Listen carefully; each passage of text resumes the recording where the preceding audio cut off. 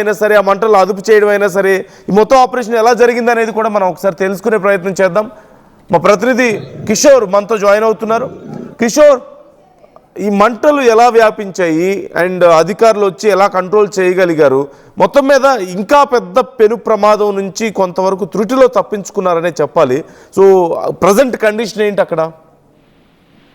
నందు, రాజపేట పట్టణంలో అర్ధరాత్రి అగ్ని ప్రమాదం జరిగింది. ఈ ప్రమాదం ఒక్కసారిగా విద్యుత్ షార్ట్ సర్క్యూట్ కారణంగా రాజపేట పట్టణంలో ఉన్నటువంటి రైల్వే స్టేషన్ రోడ్లో ఉన్నటువంటి జీప్ లాడ్జీలో ఒక్కసారిగా మంటలు చెరిగాయి. అయితే మంటలు చెరిగిన నేపథ్యంలో అందరూ కూడా నిద్రలో ఉన్నటువంటి నేపథ్యం. ఈ నేపథ్యంలో లాడ్జీలో ఉన్నటువంటి 22 గదులకు కూడా ఈ మంటలు, అదేవిధంగా దట్టమైనటువంటి పొగ అందుకోవడంతో కూడా ఒక్కసారిగా భయాందోళనకు గురైనటువంటి లాడ్జీలో ఉన్నటువంటి వారంతా కూడా పరుగులు తీశారు.